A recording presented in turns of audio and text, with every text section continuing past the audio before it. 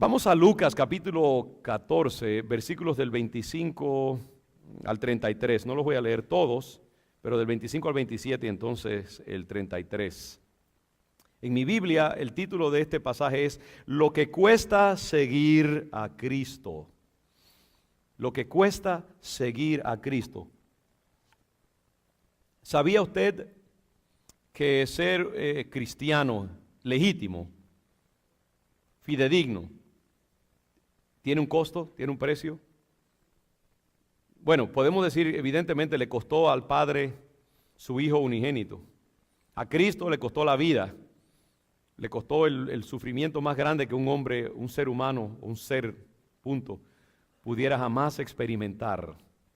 Su salvación, su identidad como hija de Dios ha costado lo infinito. Pero nos cuesta a nosotros también algo ser cristianos. ¿Cuál es el costo del discipulado? ¿Cuál es el costo de seguir a Jesús? ¿Cuál es el precio de poder disfrutar de los beneficios y los privilegios de ser un hijo de Dios, como dijéramos, auténtico, legítimo? El Señor Jesucristo habló en estas maneras. Dice Lucas capítulo 14 que grandes multitudes, versículo 25, grandes multitudes iban con él. Y volviéndose les dijo, es decir, él estaba caminando, había gente, mucha gente. Ese era el tiempo de la popularidad del ministerio de Jesucristo. Hubo un tiempo en el ministerio de Jesús en que él fue extremadamente popular y mucha gente lo seguía porque no sabían el costo. Creían, este es el libertador que estamos esperando, Él nos va a poner en el primer lugar de las naciones, nos va a devolver toda la gloria que Israel tenía cuando el rey David, nos va a quitar de encima la bota del imperio romano, nos da comida, multiplica los panes y los peces, hace milagros de sanidad, liberta demonios. ¡Wow! ¿A quién no le gusta eso, como dice el merengue dominicano? Entonces grandes multitudes lo seguían. Y volteándose hacia ellos, les dijo, si alguno viene a mí y no aborrece a su padre y madre y mujer e hijos y hermanos y hermanas y aún también su propia vida, no puede ser mi discípulo. Óigame, es como que parece que el Señor no quería que nadie lo siguiera. ¿Qué motivó al Señor a voltearse, parar a la gente de momento y voltearse? Es como que a él le molestaba en un sentido, y yo creo que sí, pero voy a decir por qué razón le molestaba. Es como si a él le molestaba toda esa gente, la cantidad de gente que lo estaba siguiendo, y él quería reducir ese número de personas. ¿Por qué? Porque él conocía lo que había en sus corazones. Lo estaban buscando por los panes y los peces, como él les dijo una vez. Ustedes me buscan a mí porque quieren la comida que yo doy. No porque me buscan a mí, lo que yo represento, lo que yo tengo verdaderamente para ofrecerles a ustedes, el pan de vida. Y yo creo que el Señor discernía que esta gente lo estaban buscando simplemente porque era el candidato político que los iba a poner en el poder a ellos. No porque ellos querían verdaderamente hacerse parte del reino de los cielos, con su identidad y sus reclamos y sus distintivos. Entonces el Señor, al discernir lo que había en el corazón de ellos, al discernir que su mente y su espíritu no habían sido tratados por Dios y que lo que estaban allí eran simplemente carnalmente buscando su propio beneficio, resintió eso y se volteó hacia ellos, porque él conocía los corazones. Él no necesitaba que le dijeran lo que ellos estaban pensando, él lo discernía. Se volteó hacia ellos y les dijo, ¿saben qué? Si ustedes no aborrecen a toda su familia y aún su propia vida, no merecen, no pueden ser mis discípulos. Dejen de seguirme si ustedes no me van a seguir por las razones correctas. Y el que no lleva su cruz y viene en pos de mí, no puede ser mi discípulo. ¿Sabe que esta mañana yo estaba pensando otra vez en ese versículo y nunca se me había ocurrido antes? Porque eso lo hemos dicho tantas veces. Yo me conozco ese versículo de memoria. Pero el Señor dijo, y el que no lleva su cruz, Él estaba ahí señalando implícitamente el hecho de que Él iba a morir en la cruz. Y que Él era el que iba a llevar la cruz principal, primordial. No está puesto el texto, perdón, allá arriba. Se me acaba de caer un botón, me perdonan. Si alguien me quiere ayudar en eso más tarde para que no perder el fashion sense aquí del pastor. Por favor, dejen el texto puesto allá, ¿ok? Entonces, el que no lleva su cruz y viene en pos de mí. Él estaba diciendo allí, yo voy a morir en la cruz. Nunca lo había visto de esa manera. Y entonces le está diciendo, ¿sabe qué? Si yo voy a llevar mi cruz, fíjese que él ya sabía lo que le iba a pasar a él. Una de las cosas que dice que cuando él iba hacia la cruz, lo pusieron a llevar, a cargar su propia cruz. Entonces le está diciendo, si usted no está dispuesto a pasar por un proceso similar al que yo voy a pasar, usted no merece ser mi discípulo. Y entonces yo creo que vamos a necesitar mucho tiempo para ver, ok, ¿cuál es la cruz que nosotros tenemos que llevar? No se refiere necesariamente a andar por allí, usted sabe, como un mártir toda la vida, ahí con su cruz, oh Señor, ayúdeme a llevar esta cruz como tanta gente. No, pero sí se refiere al yugo de Cristo. Hay una cruz que nosotros, hay una muerte que nosotros tenemos que experimentar. Hay una muerte al yo, una muerte a una cantidad de cosas que nosotros amamos, que nos gustan. Hay una cruz que nosotros tenemos que experimentar en nuestra vida. Al Hijo de Dios le tomó una cruz literal. A nosotros nos toca una cruz personal, íntima. Y eso es, disculpe, estaba mirando otra cosa por acá. Pero de paso, ¿qué les parece mi nuevo juguete acá? Me parezco a Michael Jackson con esta cuestión acá. Lo único que no puedo hacer es el moon dance ese que él hace. Pero estamos experimentando con este nuevo micrófono y a ver qué tal funciona, porque es menos entorpecedor a veces cuando hace ese golpecito ahí que uno habla demasiado cerca de él. Ya se me olvidó lo que estaba diciendo y ustedes también. El caso es, hermanos, que sí que hay algo que tiene que pasar en nuestra propia vida, así como pasó también en la vida de Jesucristo. Y fíjese que él está diciendo, si usted no pasa por esas cosas, no puede ser su discípulo, el que no lleva su propia cruz y viene en pos de él. Entonces el versículo 33 dice, así pues, cualquiera de vosotros que no renuncia a todo lo que posee, no puede ser mi discípulo. Piensa en eso un momentito. Dice, cualquiera de vosotros. ¿Quién es cualquiera de vosotros? Todos. Yo, ¿sí o no? Yo, tú, el que está al lado tuyo, tu esposo, tu compañero. Cualquier miembro de esta congregación. Porque es una cosa a veces, hermano, que nosotros creemos como que, sí, ese estilo de vida tan consagrado, tan entregado, es solamente para un grupito. Alguien me preguntaba acerca de eso, que quién es santo, una persona que viene de la tradición católica hace un tiempo atrás. ¿Quién es santo? Yo le decía, bueno, todo cristiano es un santo, porque santo quiere decir apartado y consagrado y entregado. Y por eso es que en la Biblia siempre se refiere a los santos que están. Si Pablo estuviera escribiendo una carta aquí a la iglesia de Boston, diría, a los santos en la ciudad de Boston.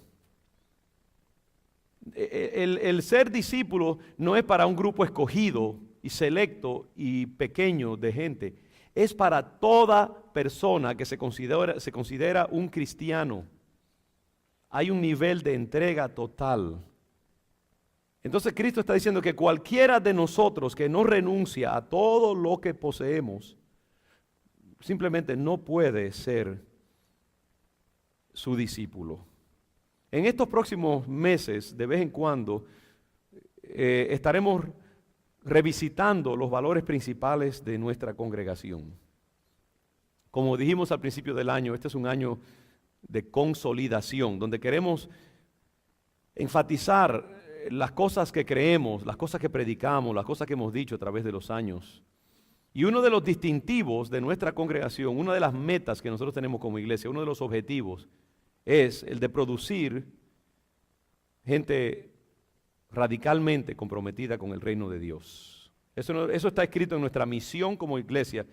La misión de León de Judá, si usted la busca ahí en cualquier sitio, la busca por ejemplo en nuestra página electrónica. La misión de la congregación de León de Judá es, escuche esto, promover la formación de discípulos radicalmente comprometidos con el reino de Dios, llenos del Espíritu Santo, capacitados para evangelizar, discipular y servir a otros por medio de una iglesia de excelencia fundamentada en los principios de la palabra de Dios. Pero fíjese que al principio mismo es producir o promover la formación de discípulos radicalmente comprometidos con el reino de Dios. Por eso es que una de las cosas que nosotros tenemos que hacer como iglesia es ayudarlos a cada uno de ustedes y todos nosotros a adquirir una mentalidad de discípulo, una mentalidad de un compromiso radical, es decir, fundamental, de raíz. No gente dominguera, no gente meramente evangélica con un carné de evangélico, sino gente totalmente coloreada y penetrada y saturada con la mentalidad de un discípulo. Porque menos que eso, hermanos, es autoengaño y pretender engañar a Dios. Es ser algo que no se supone que seamos. Entonces nosotros queremos crear una iglesia de gente verdaderamente comprometida con el reino de Dios, entendidas en lo que es ser un verdadero discípulo, un verdadero cristiano. Por eso nosotros damos esas clases que llamamos discipulados, porque a través de ese proceso, una de las cosas que se supone que pasa es que usted adquiera conocimiento de lo que es la identidad de un verdadero creyente, qué cree un verdadero creyente, cómo vive un verdadero creyente, cuál es el nivel de compromiso de un verdadero discípulo de Jesucristo.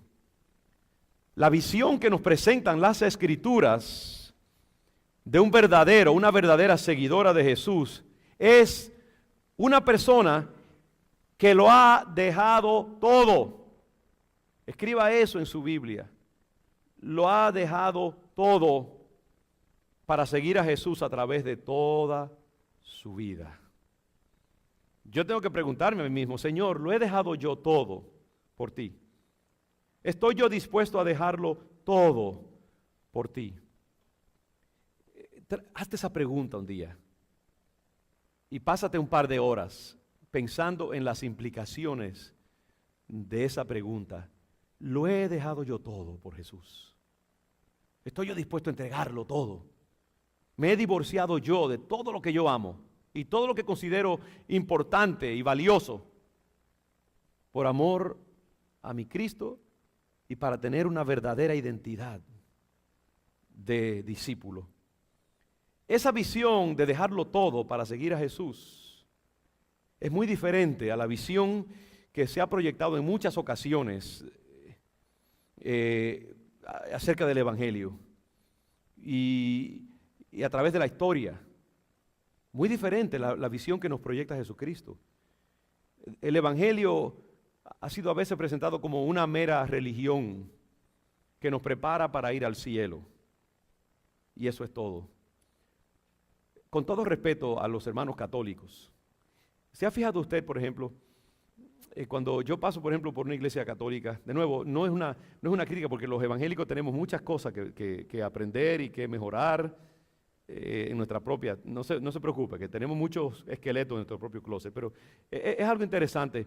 Yo paso por una iglesia bastante grande en Somerville, camino a mi casa. Pasamos por ahí siempre.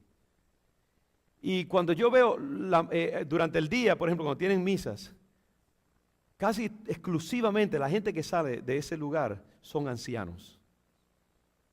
Parejas ya ancianas, gente anciana. Y yo me imagino que lo que están pensando es, mira, ya me queda poco tiempo, así que será mejor que yo arregle todas las cosas con Dios. ¿Dónde están los jóvenes? ¿Dónde están las parejas jóvenes? tomándose tiempo para ir. Y así pasa también con muchas iglesias, no se cree, evangélicas, llenas de ancianos. Gloria a Dios por los ancianos. Amén. Qué bello. Pero wow, ¿dónde están los jóvenes? ¿Dónde están las parejas edad media o edad joven adulto, etcétera? Es que creemos como que el evangelio, la iglesia es una factoría de almas que se van al cielo cuando ya no les queda más nada. Cuando está el bagazo, entonces yo me pongo a buscar de Dios. Qué terrible esa idea. El Señor reprenda al diablo, como diría Gille Ávila. Hubiera dicho Gille Ávila. Ya no dice mucho ahora mismo aquí en esta tierra. Está en el cielo. Pero la gente cree que la iglesia es un lugar para prepararnos para ir al cielo, para arreglar todos los papeles para que cuando llegue el momento tengamos todas las tarjetas ponchadas y nos vayamos al cielo. Otra visión que la gente tiene a veces del evangelio es como una religión que es un apéndice a la vida, una parte de la totalidad de la vida, junto con la profesión, el matrimonio, los viajes a Europa en las vacaciones, la fiesta, todo lo demás. Bueno, también vamos a la iglesia de vez en cuando, sobre todo el domingo de resurrección, Christmas, y cuando nos casamos y cuando nos entierran, y el bautismo de algún familiar o algo así, de un bebé o algo así. Es como que entonces en ese caso la religión, la vida cristiana es como, usted sabe, es un apéndice, pero no es la totalidad, no es el centro, no es el fundamento. No es el todo, no es el marco que enmarca todo lo que nosotros hacemos y pensamos y sentimos. No es el punto de referencia para toda la vida. Es simplemente un objeto más o una esencia más dentro de muchas otras cosas que tienen la misma importancia o aún más importancia otras cosas. ¿O qué les parece esta visión del evangelio? Un evangelio fácil, de gracia barata, como diría el teólogo alemán. No recuerdo su nombre ahora mismo. Un evangelio de gracia barata, de un Dios que simplemente quiere que vivamos la mejor vida posible y que está solamente comprometido con que tengamos vidas exitosas y felices, pero que no exige nada en cambio. Hay mucho de ese evangelio que usted lo ve en la televisión y lo ve en otros lugares hoy en día. Y hay pastores que han adoptado esa teología y esa forma de predicar y esa ética para su iglesia, porque pensamos que de esa manera la gente nos va a escuchar, nos va a ver o va a venir a nuestra iglesia, porque si le presentamos a la gente muchas exigencias se nos van a ir. Y van a decir, no, es un evangelio negativo, un evangelio de obra, un evangelio farisaico, etc. Entonces la idea es presentarle a la gente un evangelio donde Dios es el sugar daddy, el que te da todo lo que tú necesitas. Él quiere que tú seas feliz, que seas exitoso, que tengas una gran casa, un esposo buen mozo, hijos lindos, 2 carros en la marquesina, un pollo siempre el viernes en la noche y el domingo después de la iglesia. Pollo de comer, hermanas, no el otro pollo. No, y eso es todo. El Dios que quiere que sea feliz y que sea exitoso, y todos los sermones son acerca de éxito, vida exitosa, vida buena, vida poderosa, salud, prosperidad, poder para tener. Un Dios que es demasiado amoroso para negarnos nada que queramos o necesitamos, o un Dios incapaz de permitir que vayamos al infierno por nuestros pecados no reconocidos o confesados, porque ¿qué Dios amoroso va a permitir que alguien se vaya al infierno? Ese es un evangelio trunco, un evangelio falso, un evangelio macheteado, parcial. Es un evangelio distorsionado y grotesco, verdaderamente. No es el evangelio del Cristo que se tornó hacia la multitud y les dijo, hey, cualquiera que no desprecie madre, padre, hijo, hija, hermano, hermana, esposo o esposa, por mi causa no merece ser. Así que si me quieren seguir, sepan lo que están metiendo. Hermanos, ojalá que yo consiga de alguna manera inquietarme a mí mismo en esta mañana. Hay muchas cosas buenas. Ustedes saben que nosotros predicamos el Dios también de amor, misericordia, gracia, provisión, poder, autoridad, victoria, la vida abundante. Hablaremos de todas esas cosas, pero hay tiempos en que hay que predicar del Dios que exige un compromiso radical. Los primeros discípulos tuvieron que hacer un gran sacrificio. Tuvieron que abandonar sus trabajos, sus familias y sus hogares para seguir a Jesús en su ministerio itinerante y para ser entrenados por Él mientras Él ministraba en los sitios a donde Él iba. Eso fue lo que ellos tuvieron que hacer. Usted ve continuamente, por ejemplo, ve el pasaje del llamamiento de Leví y de otros. Por ejemplo, miren Mateo, creo que es Lucas 8, no, perdón, Lucas o Marcos 8:34, creo que es. No se preocupen. El caso es que este pasaje, lo que pasa es que los puse aquí, los diferentes pasajes en mi iPad, pero se me olvidó poner la cita específica. Pero dice lo siguiente, los que querían seguir a Jesús. Y yendo ellos, uno le dijo en el camino: Señor, te seguiré a donde quiera que vayas. Y el Señor le dijo: las zorras tienen guaridas, las aves de los cielos tienen nidos, mas el Hijo del Hombre no tiene dónde recostar la cabeza. Y dijo a otro: sígueme. Y él le dijo: Señor, déjame que primero vaya y entierre a mi padre. Óigame, ¿qué petición más legítima? Mi papá se acaba de morir, Señor. Tú me estás pidiendo que te siga. ¿Sabe qué? Dame 3 horas, dame mediodía. Y yo te voy a seguir por el resto de mi vida. Pero primero deja que yo entierre a mi papá. Y entonces te voy a seguir. ¿Sabe cuál fue la contestación del Señor Jesucristo? Dijo: mira, deja que los muertos entierren a sus muertos. Y tú ve y anuncia el reino de Dios. El Señor estaba siendo ahí como exagerado en un sentido. Pero le estaba diciendo: mira, no hay nada más importante que mi reclamo. Eso se empalma con lo que Él le dijo: si no desprecias a tu padre y a tu madre, no puedes ser mi discípulo. Y entonces también le dijo otro: te seguiré, Señor, pero déjame que me despida primero de los que están en mi casa.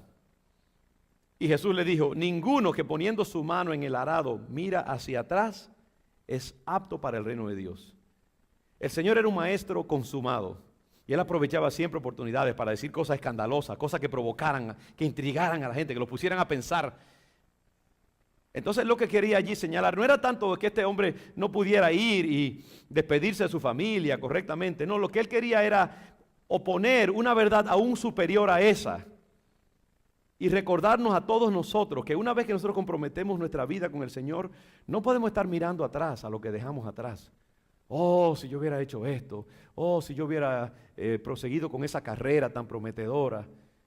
No, cuando usted entrega su vida a Jesús, usted mira hacia adelante, hacia el supremo llamamiento, como dice la Biblia.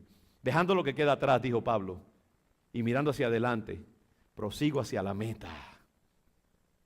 Uno no puede estar mirando hacia atrás o mirando a los lados cómo el mundo vive, lo que disfruta la gente que no conoce al Señor. Oh, mira aquel como tiene todo, una casa, 2 carros, un trabajo grande y no sirve a Dios. Entonces yo aquí sirviendo al Señor y no tengo nada. No, usted tiene que mirar al supremo llamamiento de Cristo Jesús. Usted tiene que mirar a lo que Dios lo ha llamado a hacer y a hacer. No puede estar mirando hacia atrás, no puede estar pensando: oh, voy a hacer esto primero, voy a hacer lo otro. Cuando yo haya ya alcanzado mis metas, haya pagado todos los biles, haya ya conseguido el esposo o la esposa, entonces me voy a consagrar al Señor. No, usted tiene que recibir a Cristo es su llamado donde usted está y no mirar hacia atrás. Tiene que dejarlo todo y olvidarse, seguir hacia adelante.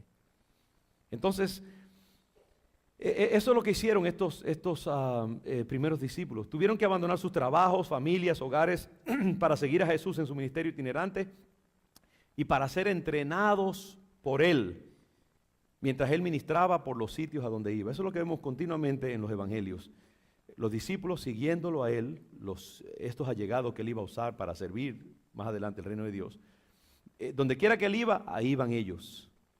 Habían dejado atrás sus lugares de pertenencia y entonces lo estaban observando, cómo Él sanaba a un enfermo, cómo Él libertaba a un endemoniado, cómo Él hacía un milagro, cómo Él respondía a las preguntas capciosas de los fariseos. Ellos estaban observando todo con ojo de águila para aprender del Maestro. Y lo habían dejado todo. Y nosotros tenemos que hacer lo mismo. Aunque no necesariamente en esa manera literal en que estos hombres y mujeres tuvieron que hacerlo.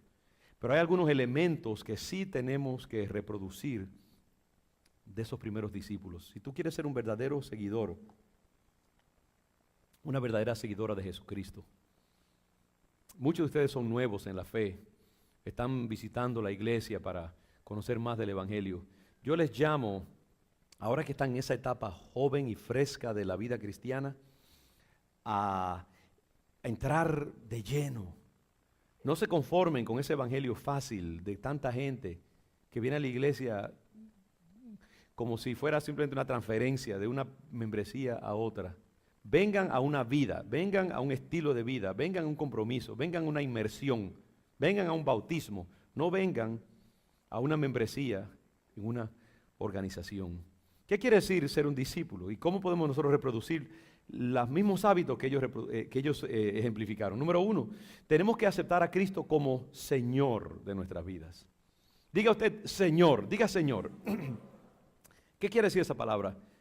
Curios, era la palabra del dueño de una casa, de una familia.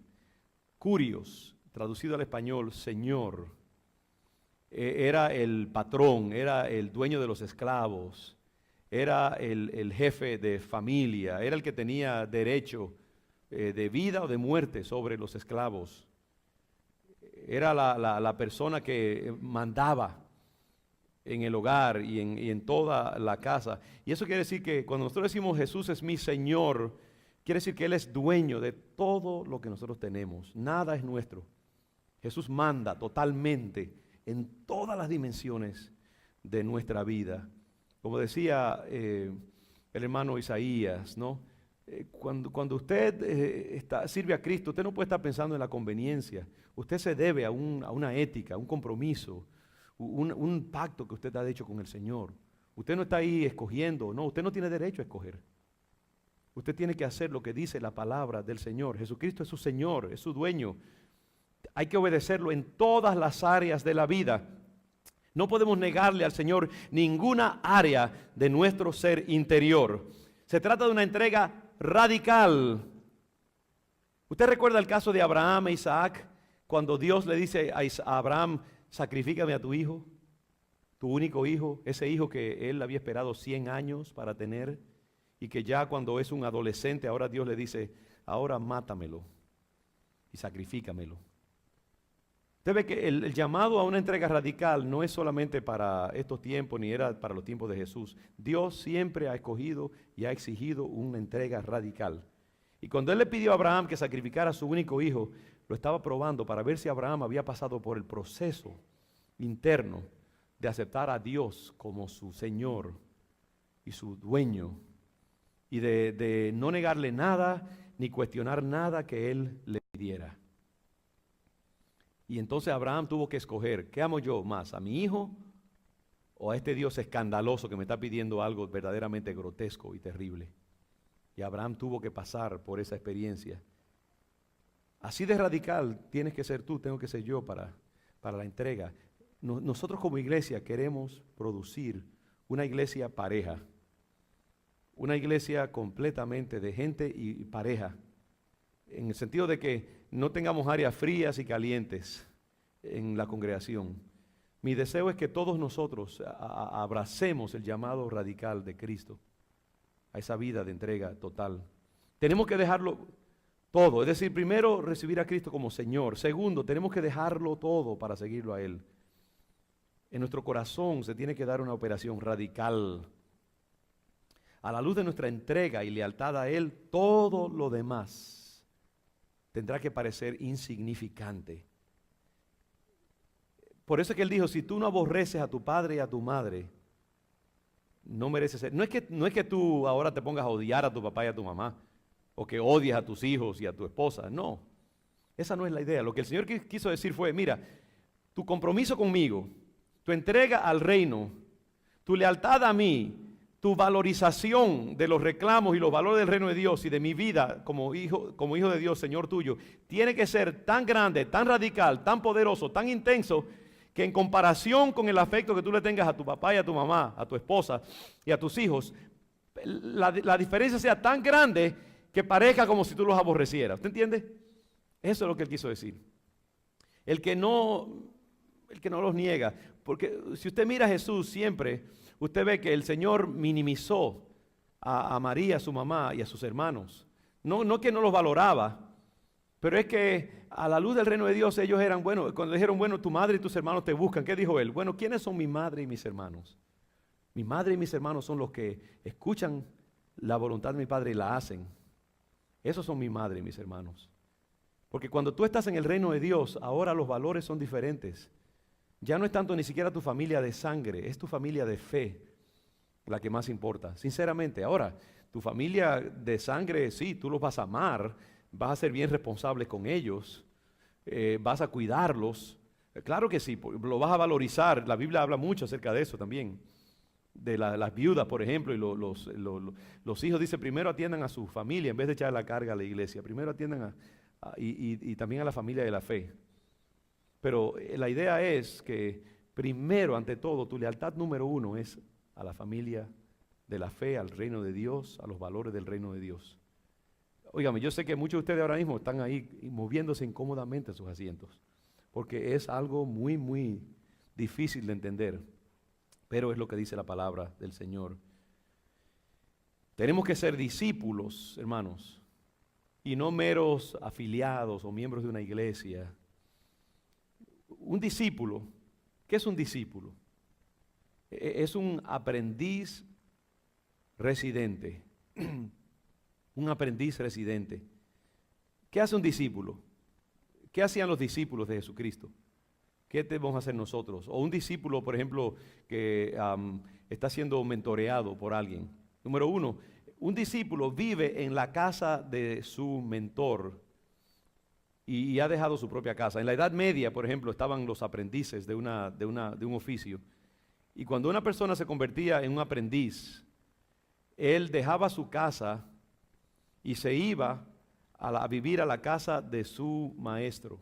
Si quería ser aprendiz, por ejemplo, de artista o de algo, él dejaba su casa y se movía, un jovencito se movía a la casa de su mentor, vivía allí.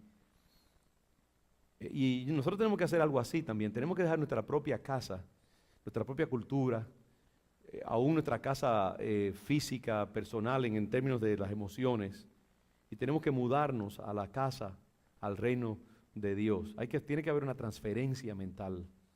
En segundo lugar, un discípulo, un aprendiz, adquiría y adquiere la genética, el ADN de su mentor, y lo imita en todo.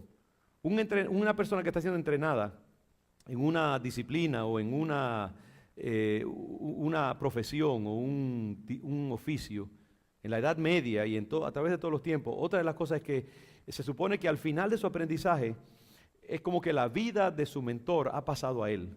El estilo, la forma de ver las cosas, la forma de procesar el mundo, todo es a través de su mentor.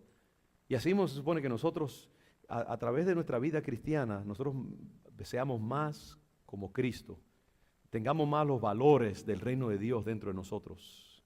En tercer lugar, un aprendiz, un discípulo, obedece en todo lo que se le ordena. No es cuestión de que algunas cosas selectivamente, como hoy en día, hay mucha gente que está buscando un evangelio selectivamente. Y hoy en día la gente tiene unas opciones que antes quizás no había, donde, mira, si tú crees algo, que tú te vas a buscar una iglesia que crea como tú crees. Si no te gusta lo que tu iglesia predica, no te preocupes. Hay muchas iglesias en la ciudad y tú vas a encontrar una que predica lo que tú quieres, una que sea más suave, más liviana, una que si no te gusta lo que hablan acerca de moralidad, sexualidad, dinero, lo que sea, la gente se busca la iglesia que más les conviene. Están buscando, hoy en día es como un mercadeo tremendo. Pero lo que dice la palabra es que nosotros obedecemos. Si lo dice la palabra del Señor, yo lo tengo que obedecer. Amén. Si Cristo lo dice, si la palabra del Señor lo dice, yo simplemente saludo y obedezco al Señor. No estoy buscando conveniencia. Cuarto lugar, una persona que es un discípulo observa cuidadosamente el estilo de su mentor. Está siempre mirando cómo lo haría Cristo. ¿Qué hizo Jesús en este momento? Lee la palabra y examina qué dice la palabra en esta situación, en tal caso. Y entonces uno va aprendiendo cómo la palabra conjuga la vida. Y la pregunta es, ¿cómo se comportaría Jesús en esta situación? Cada vez que tú estés en una situación en tu vida, al observarlo, tienes que preguntarse, ok, ¿qué hizo Jesús en tal situación? ¿Y qué haría Él? Y entonces tú lo imitas, ¿no? En quinto lugar, un discípulo, un aprendiz, trata a su mentor con suma reverencia. Con suma reverencia. Muchos de nosotros hemos perdido ese sentido de temor santo para con Jesucristo. Y vemos a Jesús más bien como un amiguito.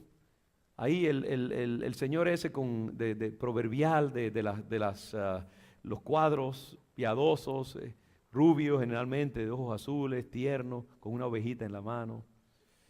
¿No? Ese es el Jesús que muchos tenemos en mente. Pero ¿qué es de ese Jesús severo que yo veo a veces en la Escritura? El Jesucristo que le dijo al joven rico, mira, ¿tú quieres ser feliz? Bueno, está bien. ¿Tú quieres dar la vida eterna? Vende todo lo que posees, dáselo a los pobres y entonces ven y sígueme. Y que prefirió que este muchacho se fuera triste a decirle, no sabes que está bien, mira, si no quieres hacer eso, pues quédate con todo y ven y sígueme, está bien. No, el Señor dijo, esto es lo que hay. Si tú lo quieres, es así. Ese Cristo severo que vemos en el libro de Apocalipsis, con ojos de fuego, lengua como una espada, cabellos blancos, refulgentes como el bronce bruñido, con una voz como de muchas aguas. Ese Cristo que viene en un caballo blanco, su manto dice cubierto de sangre, reflejando su batalla con los poderes del infierno. Ese Cristo todopoderoso, ese es el Jesús que yo sirvo, ese es el Jesús que yo sé, que es el verdadero y el definitivo. Yo tengo que tener temor reverente, porque si no me parte la cabeza también, ¿sabes? Me ama, pero también Él es un Cristo de disciplina. Y nosotros tenemos que obedecer, tenemos que ver a Cristo de esa manera, con reverencia, con santo temor. Otra cosa, un discípulo está en perpetuo estado de entrenamiento. Perpetuo estado de entrenamiento. No hay tiempo libre. Todo lo que pasa en tu vida, tú lo tienes que examinar a la luz del Dios que te está entrenando y te está enseñando cosas. ¿Cuántos de nosotros vemos nuestra vida como un proceso de continuo aprendizaje? Yo no sé usted, pero yo siempre estoy leyendo e interpretando todos los eventos de mi vida a la luz de qué me quiere Dios enseñar a través de esto. ¿Y qué lección puedo yo aprender y cómo puedo yo mejorar en mi vida? Y ser más poderoso, más sabio, más entendido, más efectivo en mi servicio al Señor. Todo hay que verlo como proceso de aprendizaje. Si usted mira cómo el Señor trataba a sus discípulos en las páginas del Evangelio, usted ve que Él siempre estaba aprovechando cada oportunidad para enseñarles una lección. No, ahí mismo se paró a la multitud y le dijo, ¿saben qué? No me sigan por el dinero, ni los panes y los peces, síganme por esta y esta razón. Los discípulos dijeron, oh Señor, tú nos mandaste y vimos los demonios aún se sujetaban a nosotros. Oportunidad. Aquí yo veo un poquito de orgullo en él, de deslumbramiento por el poder que tiene y todo esto. ¿Sabe qué? Le dijo, el Señor, no se gocen tanto con el poder, sino que gócense con que sus nombres estén escritos en el libro de la vida. Eso es más importante. ¿Cuánta gente se deja deslumbrar por el poder de alguien? No, hay muchos cristianos que todo es, fulanito, ya se hacen unos milagros increíbles, vamos a seguirlo. Pero ¿qué de carácter? ¿Qué de la enseñanza? ¿Qué de la solidez del evangelio que se está predicando? Entonces la Biblia dice, no te deslumbres, porque no te pelees tanto porque Dios te use. Pelea porque Dios se agrade de tu vida, eso sí. Esfuérzate por eso. Entonces el Señor siempre usaba toda oportunidad. Yo te invito a ver tu vida como un proceso de continuo entrenamiento. Cuando estás en la fábrica, cuando estás donde tú trabajas, tu negocio, tu compañía, en la escuela, lavando platos, siempre hay oportunidades que el Señor va a querer aprovechar para enseñarte algo. Si tú ves tu vida como un perpetuo proceso de aprendizaje, Dios te va a ir educando continuamente. El Espíritu Santo siempre está trabajando para hacernos más y más como Cristo Jesús. Dios no desperdicia una sola oportunidad para eso. Y finalmente, un discípulo se está preparando para el día en que tenga que poner en práctica todo lo que ha aprendido. Ese aprendizaje a través del cual Dios te pone es para prepararte para servirle a Él. El evangelio es, y el discipulado es servir y hacer las obras del maestro. Obras de poder, obras de servicio. No es mera teoría. Por eso el Señor siempre te está preparando, te está enseñando. Y antes de terminar, quiero invitar a los músicos que pasen por acá, por favor. Y preparen ese coro que cantaron, Dame tu vida, porque quiero que lo cantemos a la luz de lo que acabamos de decir ahora mismo. Voy a terminar aquí esta meditación y la voy a continuar el domingo próximo. Pero yo quiero invitarles, mis hermanos y mis hermanas, a verse como gente que está en perpetuo entrenamiento y formación para estar preparados para servir al Señor y hacer sus obras. Si tú eres un discípulo, el Señor espera que tú hagas las obras de tu maestro. Y de nuevo, hay muchas diferentes obras. Hay obras de justicia, lo cual quiere decir obras de santidad, obras que muestren que el fruto que nosotros damos es diferente al fruto del mundo. Yo llamaría eso obras de justicia. Hay obras de poder también, que son las obras que se supone que nosotros hagamos al orar por un enfermo, al orar por una persona endemoniada. Si tú tienes el poder de Cristo en tu vida, se supone que en el nombre de Jesús tú puedas hacer las obras que Él hizo también. Obras de poder. Y por eso Dios te está entrenando para que tú puedas hacer esas obras. También hay obras de evangelismo, que tú compartas la palabra de Dios con otros y traigas a otros al conocimiento de Jesucristo. Y también hay obras, yo diría, de generosidad en tu vida, que compartas con otros tus bienes y que seas generoso y que des una palabra de consejo a alguien, una palabra de fortalecimiento a una persona.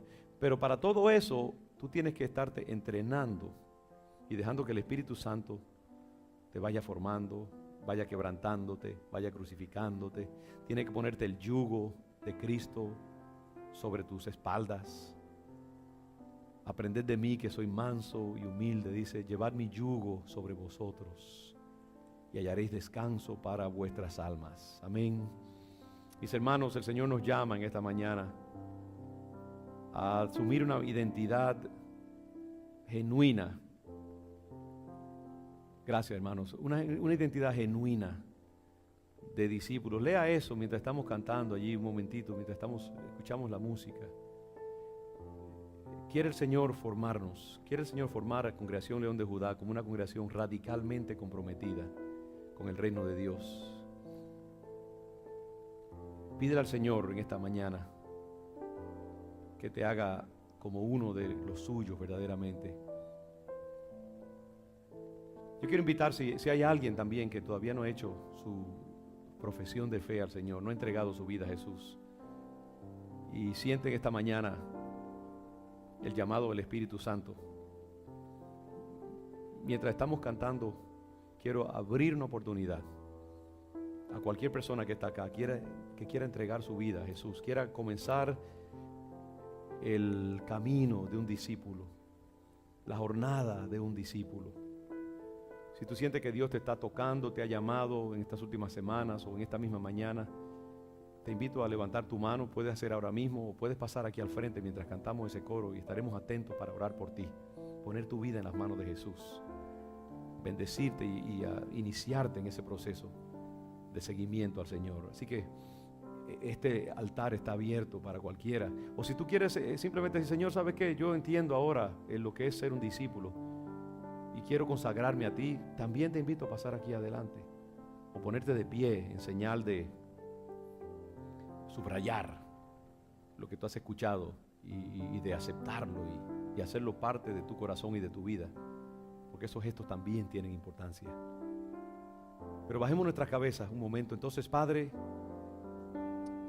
nosotros decimos amén al reclamo de tu palabra y renunciamos a una vida mediocre, renunciamos a una vida promedio y escuchamos el llamado de Jesús a entregarnos completamente a Él. y a caminar un verdadero discipulado. Y nos consagramos, Señor, a esa vida de entrega radical a ti. Danos verdaderamente tu vida, Señor. Danos tu ADN, danos tu identidad, Padre. Que esta iglesia nunca comprometa, Señor, ni diluya el contenido radical de tu palabra. Sabemos que esa es tu palabra, Señor, y nunca pretenderemos rebajarla en ninguna forma. Gracias por tu presencia en medio de nosotros, Señor. En el nombre de Jesús. Amén.